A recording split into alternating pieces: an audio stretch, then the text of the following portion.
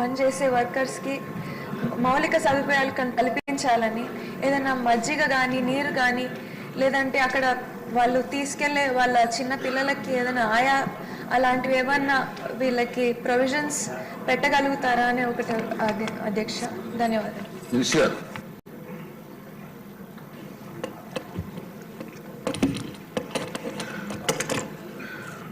ఇది ఈ జాతీయ ఉపాధి హామీ పథకాలు, ఉపాధి లేని సమాజంలో ముఖ్యంగా రూరల్ ప్రాంతాల్లో ఉపాధి ఇవ్వడానికి నిర్దేశింపబడిన పథకాలు. గౌరవ సభ్యులు లేవనెత్తినవన్నీ కూడా మేము నోట్ చేసుకున్నాం అధ్యక్ష. మన కొత్త ప్రభుత్వం వచ్చిన తర్వాత, ఎన్డీఏ కూటమి ప్రభుత్వం వచ్చిన తర్వాత గౌరవ ముఖ్యమంత్రి చంద్రబాబు గారి నేతృత్వంలో దాదాపు 4,500 కోట్ల రూపాయలు వేజ్ కానీ మెటీరియల్ కాంప్ రెండు కలుపుకొని మనం మనకి బడ్జెట్ ఉన్నది అధ్యక్ష. 7 crore మ్యాండేస్, 30,000 ఫండ్లు. వీటితోటి మనం ఏం చేసింది ఈ రోజున పల్లె పండుగ ద్వారా 3,000 కిలోమీటర్ల సీసీ రోడ్స్, 500 కిలోమీటర్ల బీటీ రోడ్లు, 20,000 మినీ గోకులమ్స్, అలాగే వాటర్ హార్వెస్టింగ్ అండ్ అన్ని గవర్నమెంట్ బిల్డింగ్. ఇది సంక్రాంతి లోపు ఇవన్నీ చేయాలి అనేది ఒక బలమైన ఉద్దేశంతో ముందుకెళ్తున్నాం అధ్యక్ష. ప్రతి చోట ప్రతి పంచాయతీలో కూడా సిటిజన్ ఇన్ఫర్మేషన్ బోర్డ్ కంపల్సరీ చేశాం. అలాగే వర్క్ సైట్ బోర్డ్స్ కూడా అన్ని వర్క్ సైట్స్ చేశాం అధ్యక్ష. ఇప్పుడు గౌరవ సభ్యులందరూ కూడా ఒక్కొక్కరిగా చెప్పిని చూస్తే, ముఖ్యంగా మన ఇప్పుడు అనంతపురం నుంచి గౌరవ సభ్యురాలు చేస్తుంది మౌలిక సదుపాయాలను కల్పిస్తామా అక్కడ పనిచేసే ఉపాధి హామీ కూలీల కంటే, ఖచ్చితంగా అది యాక్ట్లో ఉంది అధ్యక్ష. అది గత ప్రభుత్వం అన్ని వ్యవస్థల్ని అస్తవ్యస్తంగా చేసినట్టుగా ఇందాక పత్తిపాటి పుల్లారావు గారు కూడా చెప్పింది.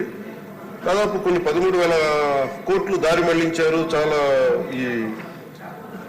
అసలు పని లేకుండా చాలా మందికి పని కల్పించినట్టుగా కల్పించి చాలా అవకతవకలు జరిగినాయి అనేది చాలాసార్లు నేను రివ్యూ చేస్తానంటే బయటకు వచ్చిన అంశాలు అధ్యక్ష.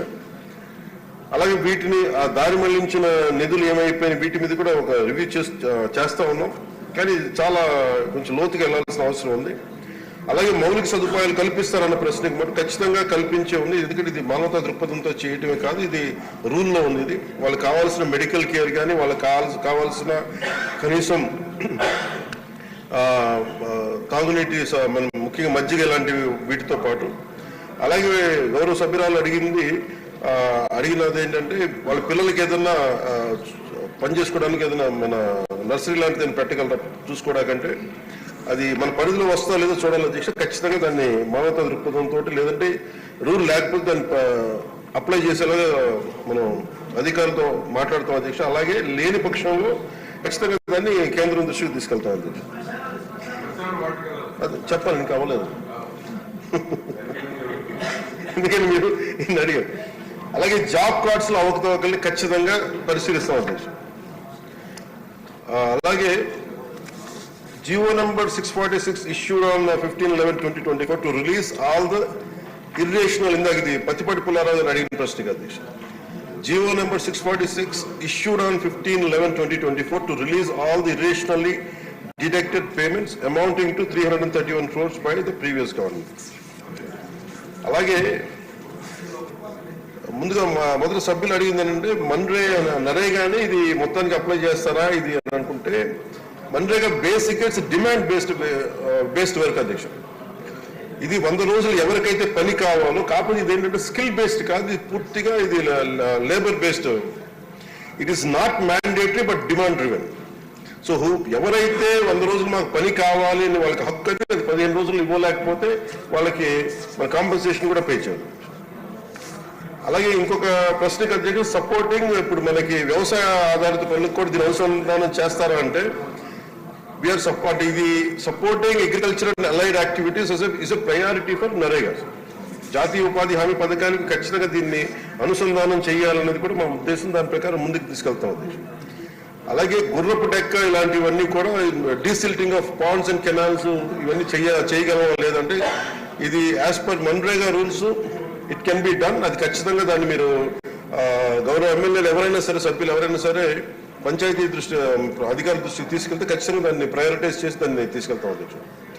అలాగే డిస్ట్రిక్ట్ ఎలా యూనిట్ చేయాలి అంటే, district as unit is decided by the government of India, not by the government of Andhra Pradesh. అలాగే ఇంకొక ప్రశ్న అయితే 1.49 lakh job cards already completed for 100 days of employment. 5.85 lakh wage seekers working on work sites today. It will further increase in coming days. And gravel roads also can be taken as per the demand of the nation. ఇవన్నీ ఉన్నాయి అధ్యక్షుడు. ఇవన్నీ కాకుండా గతంలో మనం లోకేష్ గారు ఉన్నప్పుడు పత్తిపాటి పుల్లారావు గారు చెప్తే 22 శాఖలతో అనుసంధానం జరిగింది. ఈ ప్రభుత్వం వచ్చాక దీన్ని కొంచెం అవకతవక చాలా అస్తవ్యస్తంగా చేశారనేది. ఖచ్చితంగా more greater coordination needed with all the departments. We will completely look into it. Will look into the issues. కూర్చున్నారు ఏంటండి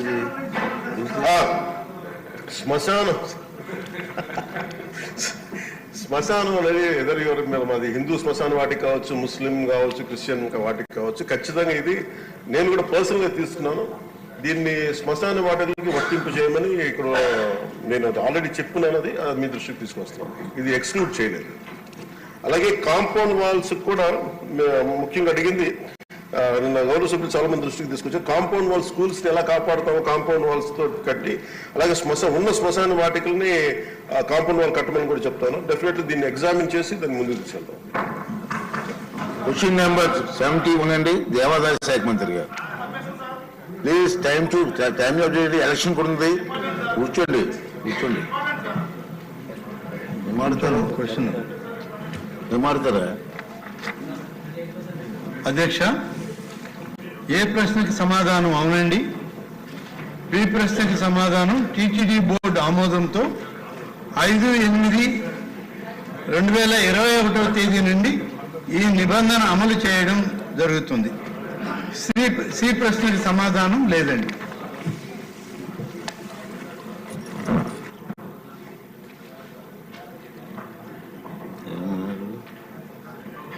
పార్థసారథి గారు. ధన్యవాదాలు అధ్యక్ష. నమో వెంకటేశాయ. అఖిలాండ కోటి బ్రహ్మాండ నాయకుడు శ్రీ వెంకటేశ్వర స్వామి కొలువైన